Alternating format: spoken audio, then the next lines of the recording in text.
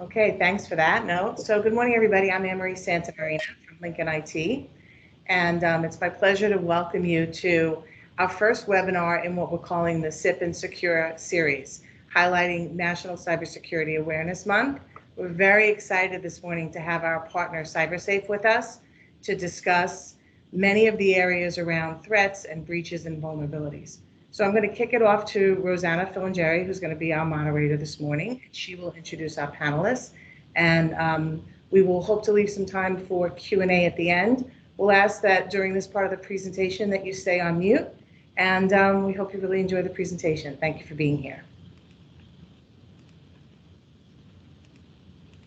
Okay, so everyone, my name is Rosanna Filangeri. I am Cybersafe's Vice President of Business Development. I am so excited to be here today, joined by our panelists. I'm just going to take a quick moment to introduce them, and then we will get started. So first off, we have Lincoln's VP of Sales and vCIO, Ron.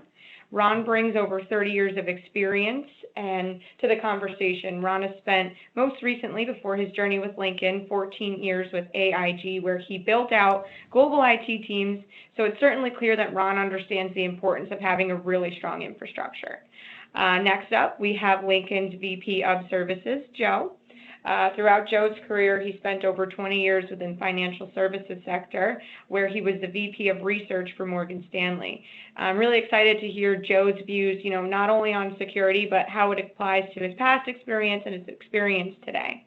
Last but not least, we have Domenick, that is Cybersafe's Chief Security Strategist. So before Cybersafe, Dom spent just about 20 years within the security industry. In doing so, he's acquired many certifications, most notably his CISSP.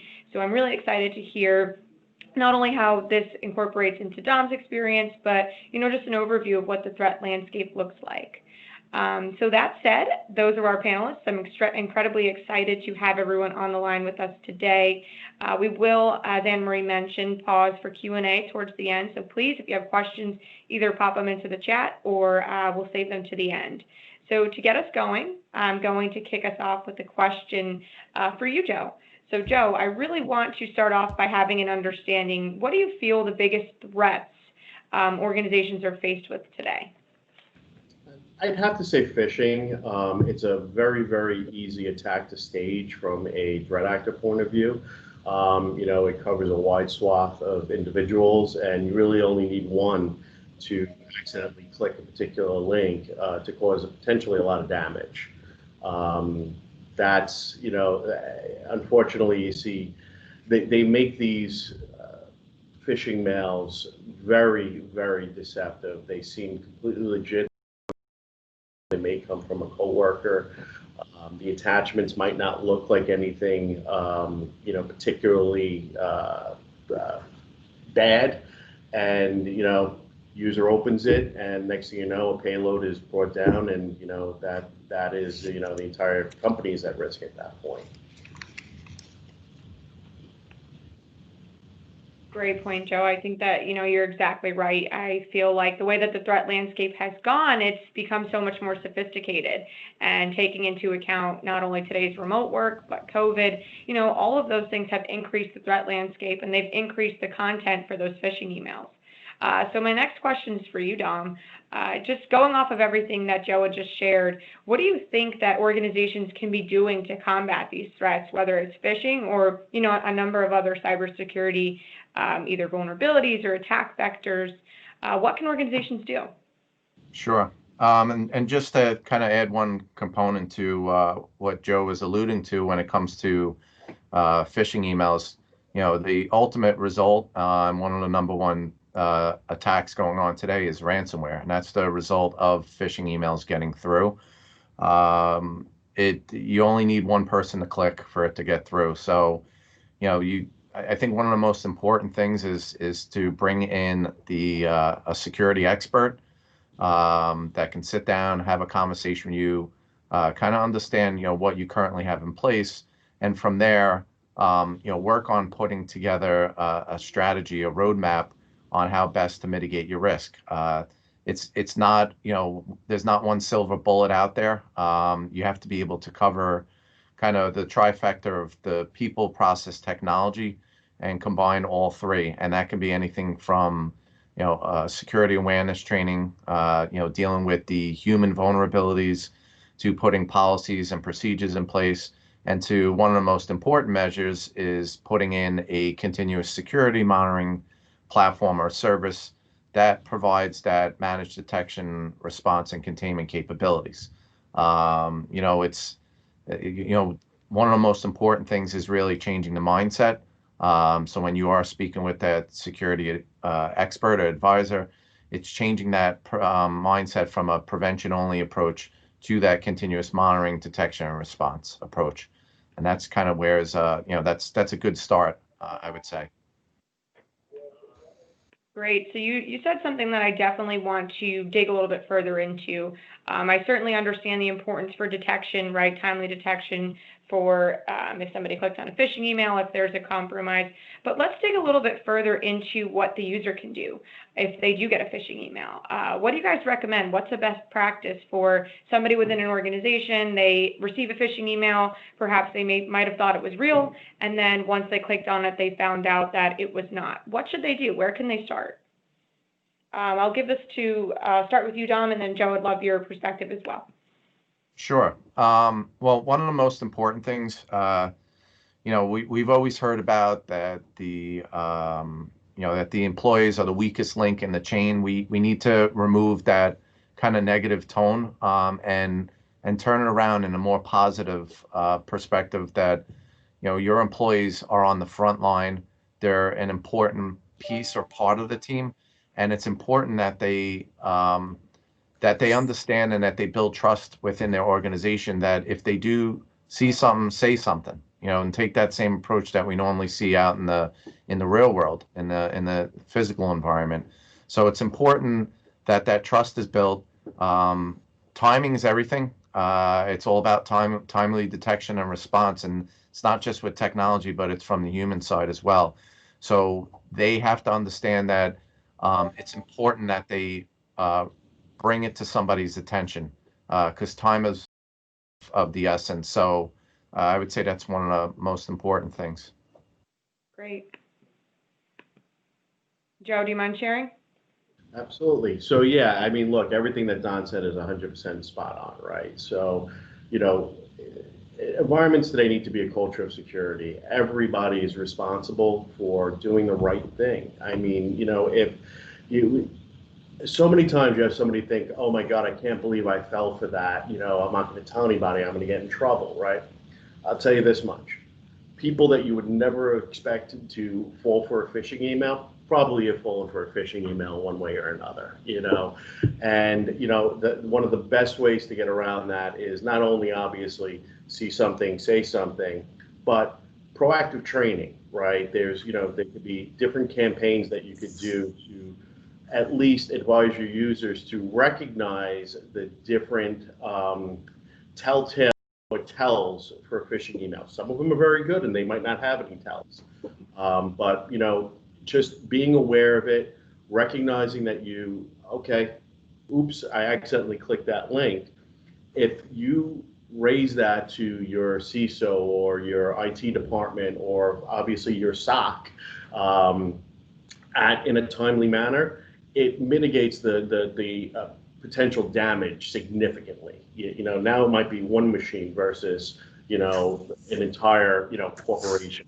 So it's really, really important to feel comfortable talking with your IT department, with your management, and with your SOC to say, hey, you know what? Maybe it's nothing. We would rather know, or look into something that has absolutely no legs whatsoever and is, the email was fine, than to go back and, have to say, where did this come from? And then do an investigation and say, oh, well, why didn't you tell us? So that's really the key to it all. Great point. And I think that, both Dom and Joe shared into a perspective of creating a culture of security. I think I heard both of you mention that it's really about that timely detection. If there is no timely detection, it might take a really long time for an organization to uncover that they've been compromised. Dom mentioned the point of ransomware. So Ron, I want to shift gears and really learn from your experience. Where do you see the primary impact that an organization feels from a ransomware attack? Is it the recovery? Is it business resumption? What are you seeing? The word that comes to me is angst across all the areas, right? So starting from business leadership, do they have that layer of security that's going to prevent this again? Do they have the right training materials out there for their individual users? And I'll go a step beyond what Dom and Joe had shared.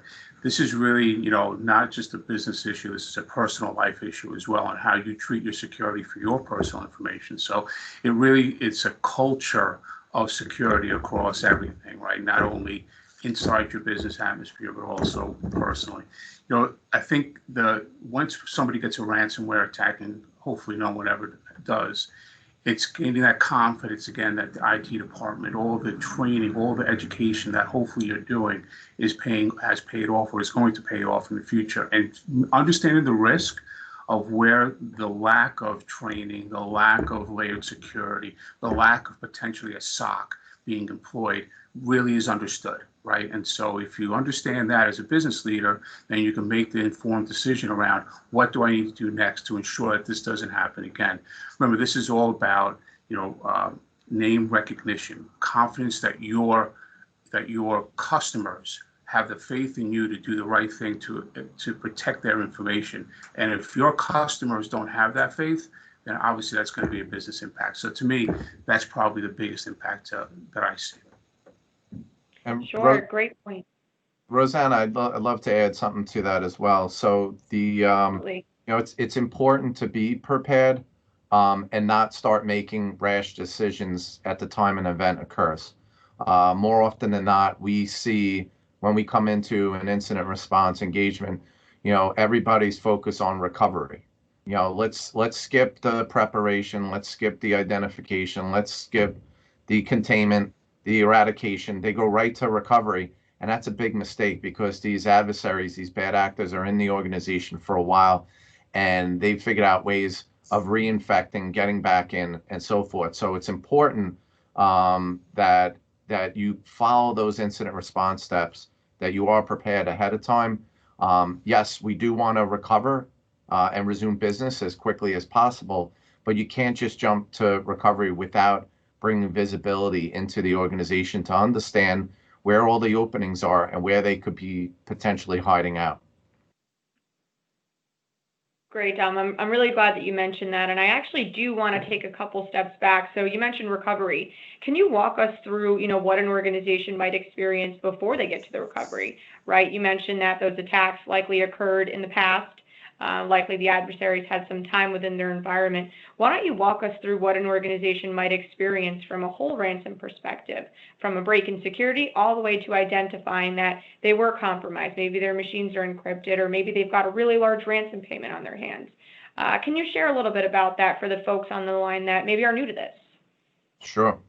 So as I mentioned earlier, we need to shift that mindset from a prevention-only approach to continuous monitoring, detection, and response approach. And part of that, one of the biggest problems why organizations fail to detect a breach, and I think it's on average over 200 days, is a lack of visibility. A visibility and understanding your attack surface, and that attack surface can be anything from your network attack surface to your human attack surface to the applications and services running in your organization. So it's important to understand having visibility to know where your vulnerabilities exist, where your gaps, your security deficiencies lie within your organization, and being able to detect in a timely fashion. There's no such thing as 100% prevention. You can't prevent all attacks. Security is about controlling the damage, and a key component to that is early detection. But you can't have that without addressing the visibility problem. So again, if you give these adversaries, these bad actors, a long time in your organization, they're going to get in, they're going to learn about your organization, they're going to know your organization better than you probably even know it yourself. And then ultimately, they're going to look to exfiltrate, steal your sensitive data, and then, obviously plant ransomware. So it's kind of a double extortion situation. But visibility is the biggest component that needs to get addressed today and going forward. I'd like to add to that as well. Sure. So one of the things that, was always drilled into folks, for the past 20 years was you have to have virus scan. You have to have some sort of virus scan or malware scanning on your system. It became so prolific, it comes built in with the Windows operating system now as Windows Defender.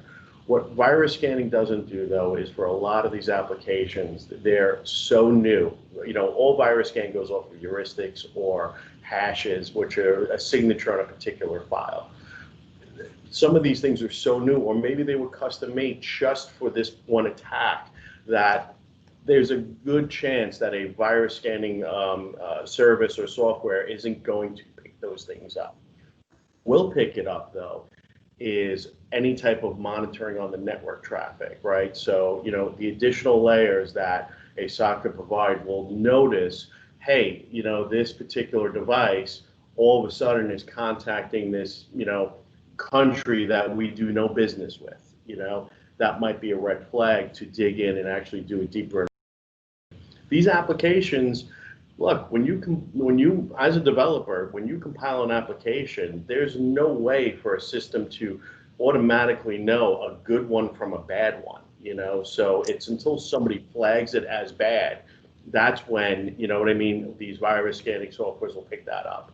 So that's why you need agents and network monitoring tools to be on there to give you, as Dom said, that additional layer of visibility. Otherwise, these things are going to get, until somebody else picks it up on their wireline and it gets added to a virus scan, you'll never know about it. So that's important. Yeah. I think Joe makes an excellent point as well. I briefly mentioned layered security. So all the things that have to happen within your infrastructure before you even get to a security stance, and all the things that you should have, from the firewall, intrusion prevention services, to web content filtering to make sure you mitigate the risk of your users accidentally going to a bad website, to making sure you have a good antivirus. In some cases, you may be responsible, based on your regulatory compliance, to have advanced services within the network infrastructure to, again, mitigate that risk. So those controls have to be really understood by vertical of business. So if you have financial responsibility and reporting responsibilities, there are certain things you must be doing in order to do that. And everybody knows during those audits, you're going to get hit and dinged on those particular items. So again, an ounce of prevention is making sure you have that layered security approach within your infrastructure, added on top with real-time threat prevention and monitoring, like a company like Cybersafe or a security as a service organization. Great, Ron. Thank you so much for adding that. I think that over the conversation, we've heard a lot about the threat landscape evolving. We've heard about the adversary or hackers becoming more advanced. I do want to take a second just to ask a question really around data breaches. I think that everyone on the line has followed the news at one point or another where they've identified an organization that's either been breached or suffered from ransomware. And we always hear about extremely high numbers associated with that, whether it be ransomware payments in the millions, cost to recover. I really want to spend some time understanding, Dom, why do you think that these breaches or events have become so costly over time? Great question. Sure.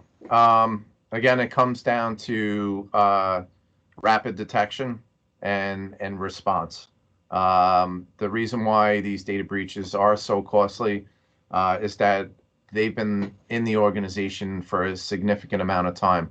So if you think about, if you go on vacation and you don't have an alarm system, and maybe you don't even have security cameras in your home, and you're away for a week, 2 weeks, just imagine an intruder inside your home, and they have 2 weeks to basically rummage through every single room within your house. You'll basically come back to an empty house.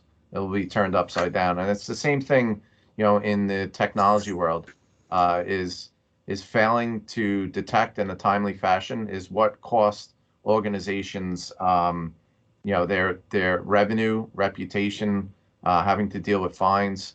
One of the most recent one in the news, Universal Health Services, they're now being questioned through the government by Congress, and they want to know what did their security posture look like prior to this event?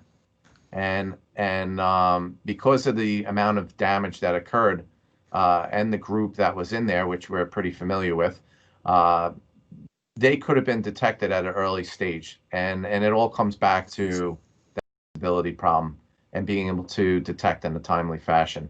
And that's really what it comes down to, is that rapid detection, and controlling the damage is what's key. If I could add to Dom's point, we talked about the cost of data leakage, right? And so a lot of these organizations didn't have good backup strategies in place as a part of their prevention policy. So, that's where I take a look at an organization and say, is your important data being backed up on a regular basis? You may say 24 hours is good enough to be out of business, but in some cases, you may say that 3 hours is good enough. So you really need to understand you have secure, good backups to prevent that loss of data from a longer period of time, which will incur more cost for you to recover and get that business back up and running. But Dom's point is spot on, but I also would add backups are just as important to make sure you have secure and consistent backup strategy in place, and make sure it's off-site as well. And if you want to, if Rosanna, if you're also asking about why the ransoms themselves have gone up over, past 4 or 5 years, I think the threat actors have realized, unfortunately, that it's that or go out of business, because if they feel that they've investigated your network, as Dom said, they could be in there for months, that you don't have sufficient backup, and they really have a stranglehold on your company at that point. They don't care if you have to go out and mortgage your house or take a loan or clean out your insurance. That's not their prerogative. Their prerogative is to ransom your data. And, they're going to try and get every single penny that they could get out of you, because they know the alternative, and that's you pay or you cease doing business. And, quite possibly have legal repercussions from anybody's data, depending if that's the type of business you're in, that was exposed. So, Especially healthcare. Yeah, Sure. they're in. Once they're in and they have that locked down, it's a win situation for them. They can't lose. They're off somewhere that nobody knows where they are, and they ransom your data. So you have to have those strategies that the other guys talked about as far as backups, preemptive monitoring, and having somebody experienced enough to negotiate.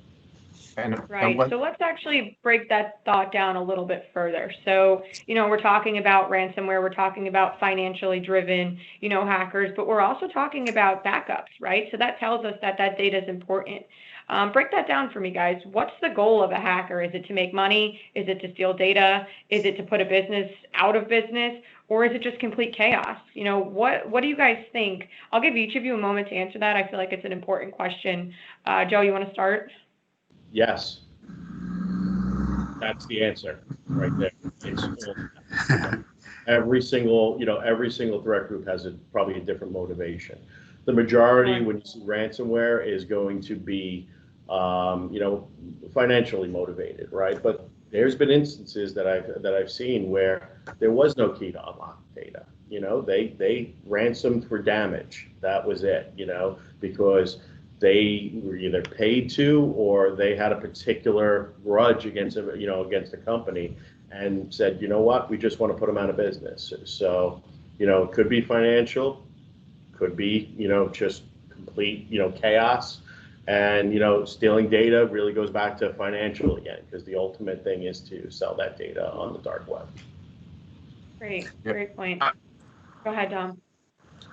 Sure. And to kind of piggyback off what Joe was saying is, it does depend on the threat actor. It depends on the nation state, whether it's Iran, China, North Korea.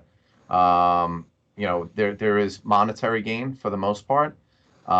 We've just recently seen, if you read in the news, hospital in Germany, there was a patient that was rushed to the hospital, and they had to divert that patient over to another hospital, and that patient ended up dying. And and they weren't able to because of the systems were down. They were hit with ransomware. So now it's not just business disruption. There is monetary gain there, but the stealing of the data is damaging reputation. But now we're also seeing lives being lost, specifically in the healthcare industry, where they could not bring this individual patient in if they couldn't get to the records and understanding, does this patient have any allergies? What if they administer and give them medicine and they have an allergic reaction? They could die from that as well. So this is a very serious problem that needs to get addressed. And you can't do this alone. It's not just security alone. It's working with your IT folks, and it's important that you build the right foundation and that you maintain it, and then you wrap security around it. So just wanted to add that component to it. Yes, thank you for mentioning that. We will dive into that following Ron's answer. I just want to give him a minute to share his perspective as well. Yeah, the guys hit it right on the head, but the only thing I could add to their answers is, trade secrets. If you think you have a copyright or something that is, relevant to just your business, don't think that people aren't trying to steal that and mask that as a ransomware attack. It's definitely happening, right? And so all kinds of motivations, like Joe said and Dom said, and loss of life is never acceptable in any condition, right? Especially things that are preventable. And with EMRs more and more going to a SaaS-based model, people should really understand what they're signing up for. Agreed. Absolutely. So I'm going to take us to a point that's going to round out the rest of our conversation. So we've heard a lot today about having a strong security program. We've heard from a technology perspective, from a day-to-day perspective. We've also heard from a continuous security monitoring type of visibility and detection. I really want to end with a question for you guys, and it's going to start with Joe and we'll end with Domenick. How does utilizing both a NOC and a SOC better equipped an organization to handle cyber threats? And maybe when you answer that, if you can just share a little bit of insight into what day-to-day life in a NOC and SOC looks like for somebody who might be new to those acronyms. So Joe, Sure. I'll start with you. Sure. So, while it's two sides of the same coin, we do actually complement each other. So, when it comes to the educating the user to actually looking at their devices, their server, their network, their workstations, laptops, sometimes mobile devices on a day-to-day basis, we get a familiarity with a particular customer to be able to understand when something doesn't look right. So there's that people aspect there. And you could write all the best software in the world. You could write the most advanced algorithms to detect whatever you want. It's not going to replace a human being noticing an anomaly, a pattern that doesn't make sense. And when that comes down to it, when we're lucky enough to be partnered with a particular customer with somebody like Cybersafe, we could then collaborate and say, hey, something doesn't look right here. What do you guys think? Could you maybe just keep an eye on this? A special eye on this particular device, and vice versa. When unfortunately, with a lot of monitoring, there could be a lot of false positives, right? But that's important. So where then Cybersafe, SOC, could come back to us and say, hey, we're seeing these particular things on this workstation. Instead of having to disrupt the person's business on, with every single alert that pops, they would be able to reach out to, an MSP like Lincoln and say, all right, what do you think here? We take a quick look, be like, oh yeah, you know what, that person's working on with this particular software. It's normal, Or, maybe we'll, wait till our catch-up calls, or maybe we look at it and be like, no, that's not right. Get in there right away, notify the user, we have the relationship with them and the company, and, start getting, that particular issue addressed now. Great. So really what an extension of the team. So Ron, I'd love to turn over to you. Yeah, thanks, Rosanna. So I agree with Joe. I think for companies like LincolnIT that provide a managed services offering, and working with IT departments hand in hand, there has to be a known handoff and delineation of roles and responsibilities at the NOC layer, right? So all the things that have to be done in order to prevent, something like what we previously talked about ransomware to have, in order for the monitoring and making sure that all those layers of security are actually put in place that an IT department should have for any business.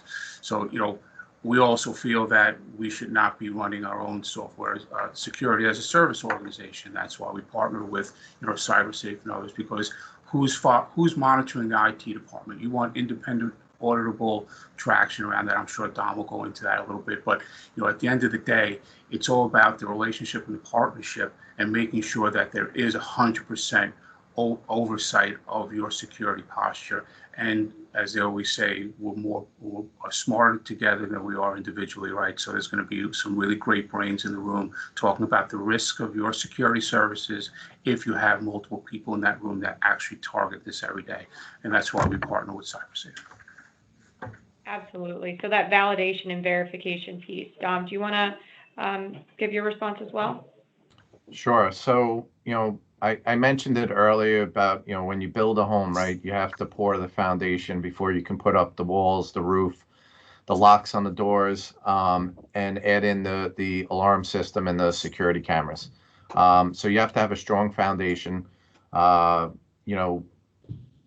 and working with a NOC, it's important that they do the day-to-day operations. That was the reason why they were brought in. And Ron mentioned it earlier about you don't want to be doing your own security per se, the fox guard and the hen house. You think of the medical industry, you have general practitioners, you have specialists. And something as serious of what's going on with these cyber attacks today, you want to go to that specialist, but it's important that you work together as a team. They handle day-to-day operations. We put the additional layers of security in place. They already put in those layers of security, which Joe and Ron mentioned: email filtering, firewalls, antivirus, a lot of those preventive controls. So you want to take that defense in-depth approach, put those additional layers in. No such thing as risk elimination, it's risk mitigation. And if you think of, when you drive your car, back in the day, there were seat belts. Now they've added airbags, and it's all about risk mitigation, but it's important. They handle day-to-day operations, break fix, availability, and we work together. We make sure inventory is being done, knowing where your systems are, having a good patch management program, having a good backup program in place, but also, again, having that continuous monitoring and that visibility to know when there are new vulnerabilities, to know when there are gaps in security, and working closely with, a managed service provider like a LincolnIT to make sure kind of they're the boots on the ground, right? And they're closing those gaps and those deficiencies, so we don't give this bad actor, this adversary, an easy way in, an easy path into the organization. Awesome. Thank you so much for sharing that. I think all of your responses, alluded to something very similar, and that is making sure that you have not only a strong team behind you, but the expertise to identify these concerns and quickly address them before they become exploited. So that said, we've heard a lot from everyone's different perspectives. We've covered a lot of topics. I can imagine that there might be some questions within the audience. I'd love to open it up to a Q&A just for the last couple of minutes.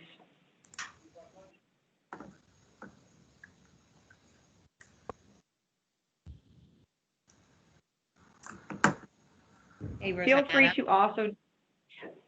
Oh, yes, Anne-Marie, we can hear you. Okay. So someone did send me a question. We can start with this one if you want. And then if anybody else has any others, you can either put it in the chat or take yourself off mute. We can, be pretty casual at this point. So this question is, it says, many of my employees are now working from home due to COVID-19 restrictions.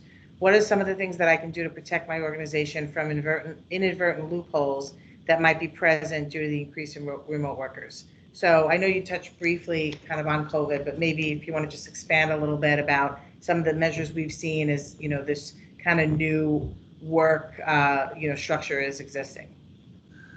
If I could start. So I think the first thing is for organizations to understand how data is being pulled off of your infrastructure or actually into your infrastructure, and all the layers that actually happen within that. So are you allowing your employees to use their own PCs at home, their own laptops at home? Are they using your antivirus? Are they using business-owned laptops with secure VPN services or remote desktop services? So I think, to me, it's understand the workflow that you're allowing people to work in outside of the organization, and how are you protecting that data? There are many, many ways to do that. There are many, many opportunities for bad actors to hack into that, and really understanding how that data flows from that person's home, including their wireless access at home. Is it secure, right? So all those things go into, secure services. I'm sure Dom and Joe probably have a lot more to say about that.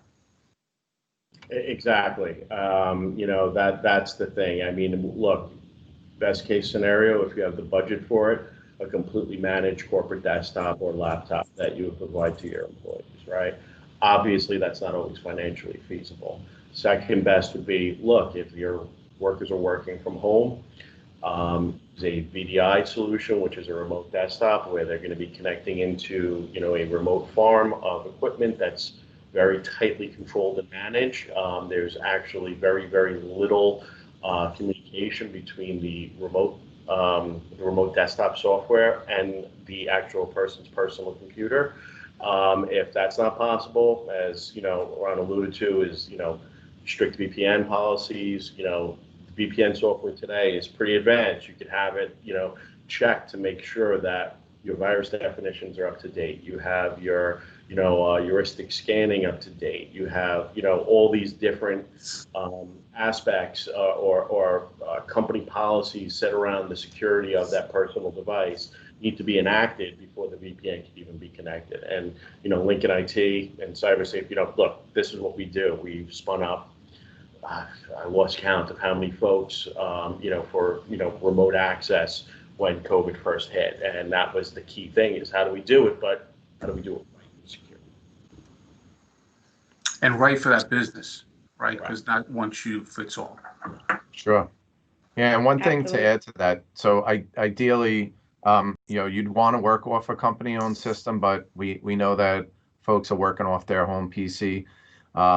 Besides what we touched on earlier with phishing emails being, the preferred mechanism or preferred attack vector, I should say, getting in, it's also important that the users have strong passwords, complex passwords. They use something known as passphrases, which is really a long sentence, something that they would remember. The more characters, the more difficult it is to crack those passwords. But most importantly, not just using passwords, but utilizing two-factor authentication, multi-factor authentication, wherever they log in. So Ron and Joe spoke about remote access into the organization, or maybe logging into your cloud environment, whatever it may be. That capability is there. If it's not there, that's something that Lincoln could obviously work with. They work with a number of different multi-factor authentication products or platforms out there. One in particular, not throwing out any specific names, but Duo. I think everybody knows or has heard of Duo Security, DUO. And so it makes it much more difficult for a bad actor to crack an easy password, or maybe steal or take a password from a third party that maybe that user, that employee is reusing across multiple sites. Adding in that additional layer, that two-factor authentication, and not just logging in with a password, will significantly mitigate the risk of them getting into your organization or getting into those cloud platforms. And just to add to that one more thing, most mainstream software today, all the major applications, actually have it for free, multi-factor authentication capabilities that you could turn on and at least get something called a timed one-time password that you would get a QR code, scan on your phone, an authenticator app. Is it as convenient as single sign-on for something like, Microsoft Authenticator or Duo? No, but it will do the job. And let's put it this way: anybody that's come to us and said, hey, Lincoln, we want to come on, our email was just hacked, first question we usually ask is, was multi-factor turned on? Right. The answer is always, in that point, no, it wasn't. So we'll work with them to, get that enabled, get some sort of scanning involved, have, if it's cloud-based like Outlook, Outlook.com or, Office 365, we'll work with, again, a cybersecurity partner to make sure that it's audited, any, strange connections from, locations that aren't part of that company's landscape are logged, questioned, this is all part of it.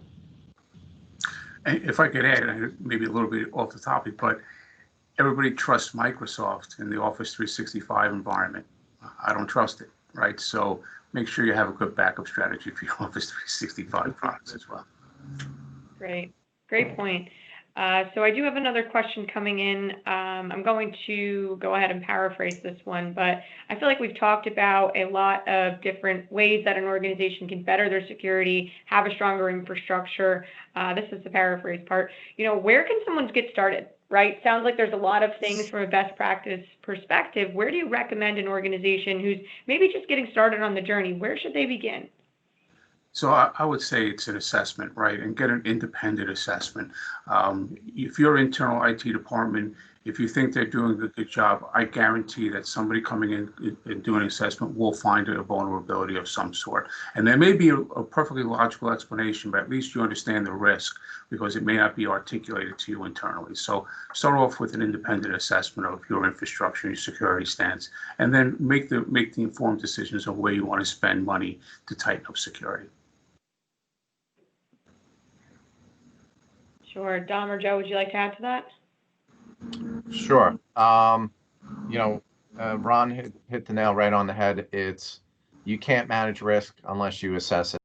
And more often than not, when we go in and do assessments, we do uncover, deficiencies and gaps and, things that may seem benign that we do find within the organization generally lead to something malicious further down the road.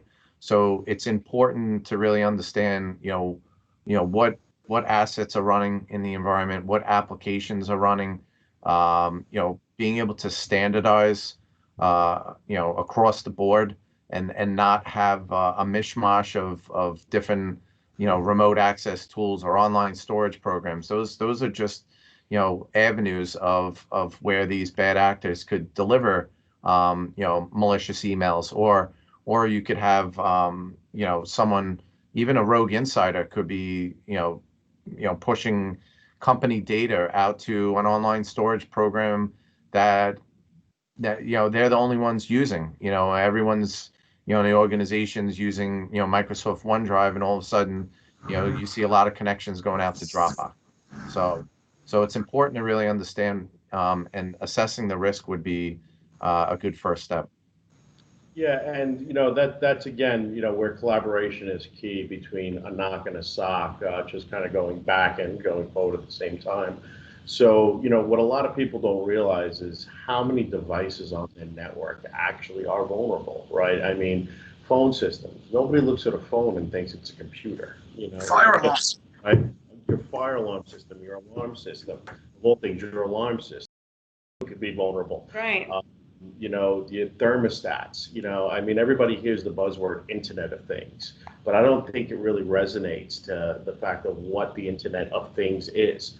And it is everything. It is everything that's plugged in or connected wirelessly has an operating system on it. It might not be Windows that you could use, but it is an operating system. And there are people out there that have learned to exploit those things.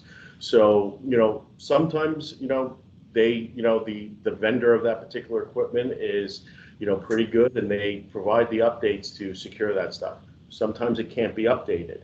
Sometimes you might have to replace it. Maybe you don't have the financial capabilities to do that at that point in time because you've invested, X amount of dollars, just 5 years ago on this new system.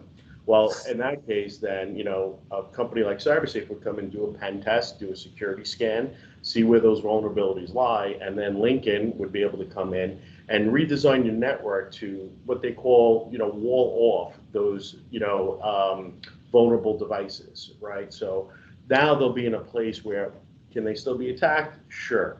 What's the worst that's going to happen? They'll change your thermostat to 65. It will affect the rest of your network or the rest of your devices. It's not going to be a launch pad to attack your company. Yeah, I think to add to that, Joe, it's all about, you said IoT, Internet of Things, right? So how many medical facilities have independent operations departments bringing in machines that they need to connect to the network that all of a sudden mitigate, any security that's actually been put in place, right?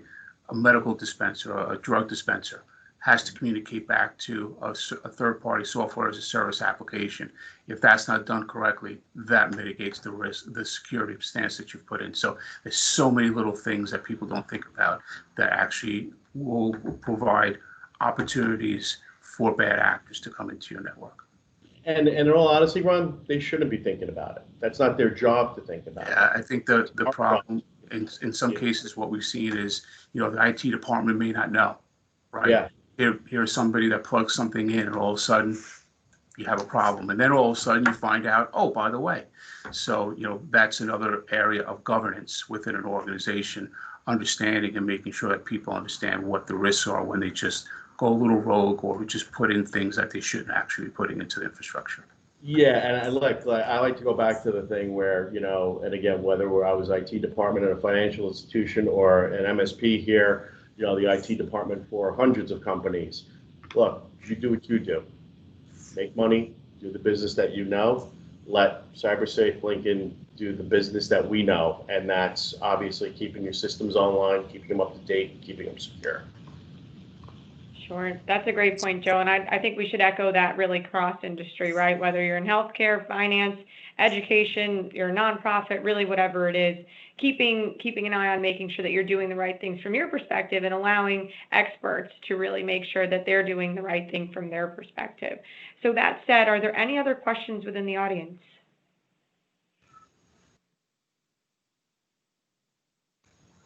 Okay, Anne-Marie, I'll turn it over to you just to close us out.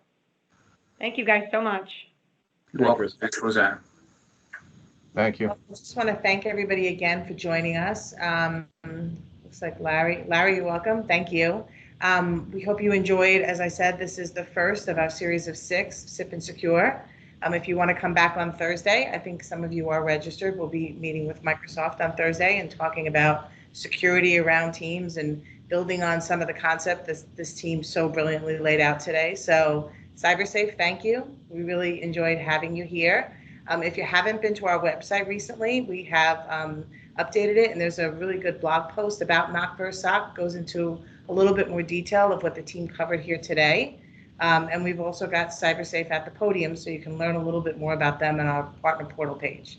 So thank you. We really enjoyed having you here. And if you have any questions, please feel free to reach out to me directly, and I can help you get to the right people internally.